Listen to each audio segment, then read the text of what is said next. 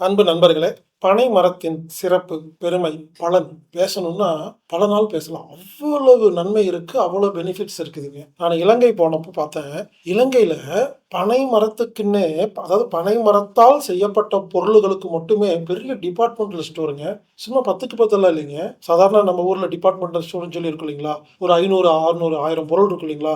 இலங்கையில நான் பார்த்து மிரண்டு போயிட்டேங்க. பனை மரத்தில் செய்யப்பட்ட பொருள்களுக்கு மட்டுமே நிறைய கடை பார்த்தேங்க. அந்த கடையில பனை மரத்துக்கு சம்பந்தப்பட்ட பொருளை தவிர வேற எந்த பொருளுமே இல்லை. அந்த பொருளெல்லாம் நான்லாம் பார்த்ததே கிடையாது. எனவே இலங்கையில் இருக்கிற நண்பர்கள் அது என்ன ஏதுங்கிறத பார்த்து அந்த கடையில் இருக்கிற பொருளை எல்லாம் பார்த்துட்டு, அதே மாதிரி மற்ற நாடுகள்ல மற்ற ஊர்கள்லையும் அந்த பொருளை கொண்டு வரதுக்கு நீங்க ஏதாவது ஏற்பாடு பண்ணுங்க.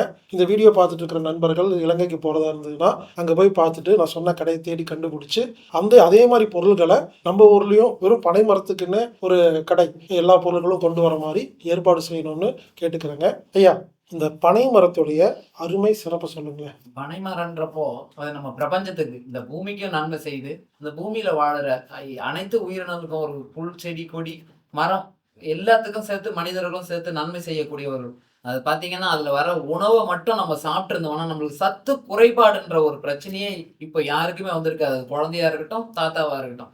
நம்ம ஒரு 40-50 வருஷமா அதோட உணவை மறக்கடிக்கப்பட்டு அதுல வர பதனியா இருக்கட்டும், நுங்கா இருக்கட்டும், பழமா இருக்கட்டும், பனங்கிழங்கா இருக்கட்டும், பனை வெல்லமா இருக்கட்டும், பனை கற்பட்டியா இருக்கட்டும், இந்த மாதிரி நிறைய அதுல சொல்லிக்கிட்டே போலாம்.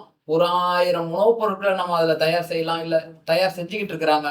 கைவினை பொருட்கள், வீட்டு உபயோக பொருட்கள், கரண்டியாவும் இந்த மாதிரி அதை சொல்லிக்கிட்டே போலாம். அதுக்கப்புறம் நீர்நிலைகளை பாதுகாக்கிறதுல அதுக்கு ஒரு முக்கியமான அங்கம் இருக்கு.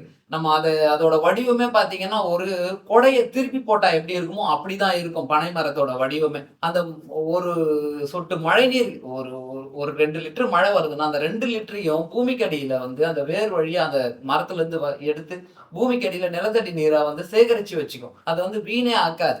அவ்வளவு தண்ணியை சேகரிக்கிற மாதிரி ஒரு வடிவமைப்பும் அது அந்த மாதிரி இந்த பிரபஞ்சத்துக்கு நன்மை செய்யுது. அப்புறம் பாத்தீங்கன்னா அதுல ஏதோ ஒரு பறவைகள் எச்சம் போட்டு அதுல வர ஒரு ஆலமரத்தை கூட தானா வளர்த்துக்கும். அதுவே வளர்த்துரும். ஒரு ஆலமரத்தை நம்ம தனியா நட்டு வளர்க்கணும்னா ரொம்ப கஷ்டம். ஆனா ஒரு பனைமரத்தோட ஒட்டி வளர்ந்ததுன்னா பனைமரத்தை அழிக்கதான் போகுது அந்த ஆலமரம். ஆனாலும் அது அரவணைச்சு அதை வளர்க்கும். அப்படி ஒரு அர்த்தம். அதை பத்தி சொல்லிக்கிட்டே போனோம்னா இன்னைக்கு ஒரு 4 அதான் இந்த நிறைய நாட்கள் வேணும். அதோட பலன் பத்தி பேசிட்டே இருந்தோம்னா ஆயிரக்கணக்கா இருக்கு. எனக்கு தெரிஞ்ச சின்ன சின்ன விஷயங்கள் தான் இது. இன்னும் நிறைய நம்ம சேகரிச்சுட்டு இருக்கிறோம். நல்ல உள்ளங்க கிட்ட இருந்து, தெரிஞ்சவங்க கிட்ட இருந்துங்க.